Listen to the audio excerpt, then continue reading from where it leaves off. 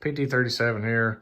This footage I'm about to show you is going to be the last 60 rounds I've shot through this thing. I've shot 100 rounds through a total. The first 40 I did not capture on video, but I'll talk about all that more later in the video. Okay, this will be my 5th and 6th mag for the Glock 44. So far, no issues. The ammo I'm using is hollow point Federal bulk. Just some cheap crap I got laying around. See how it goes.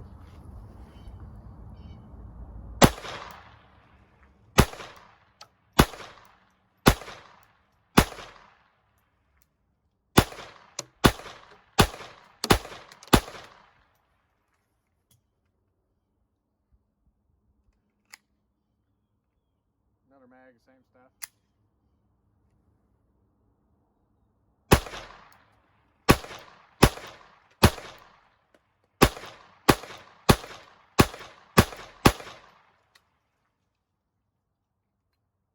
Okay, I'll let you see this. I got some Winchester hollow point, got some PMC full metal jacket, got some Remington lead nose. I got a Federal hollow point in here somewhere, I think. I mean, just a random assortment, like 3 or 4 different rounds. I'm just gonna load them all up and see how they do. I'm just gonna put them in there in random order too, so.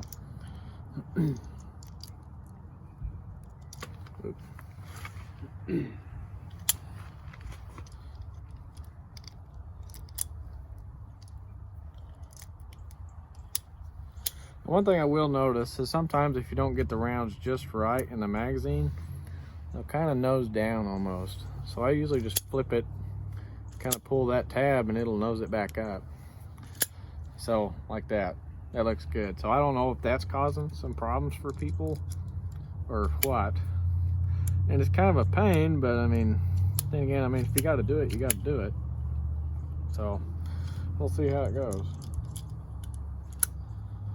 Okay, got it all loaded up. We'll try it out. Yep. No problem.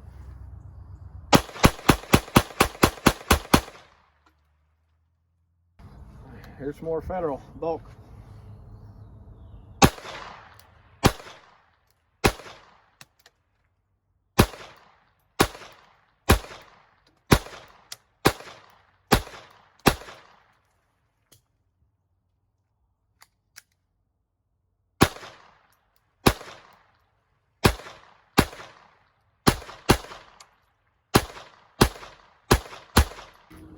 Federal hollow point bulk again.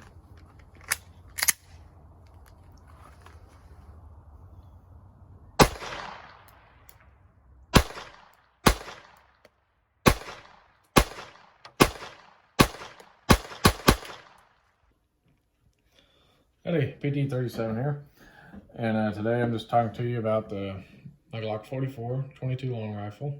I just wanted to get this out there. As you already seen, those were the last 60 rounds I put through this, making my grand total 100. I didn't get the first 40 on video, but I didn't have any problems with them either. So most of my rounds so far, just jumping into that, that's going to be everybody's question, is reliability and stuff like that.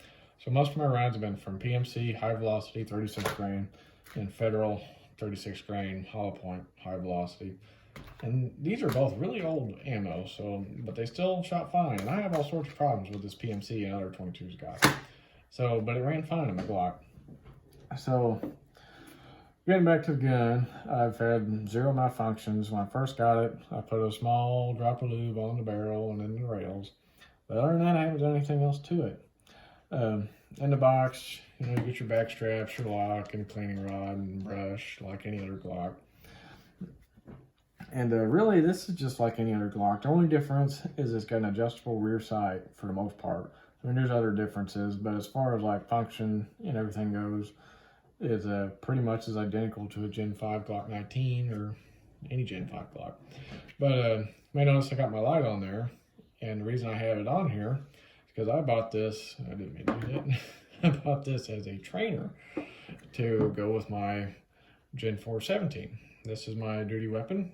Carry this daily, and this is my everyday carry as well, off duty. But this one is going to be my trainer, and I got a drop leg holster here. Fits in just fine.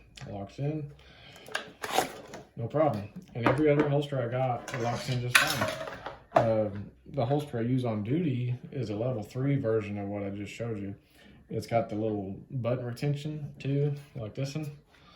It has my regular duty holster has the hood and the button retention that locks on the ejection port, and this locks in just fine.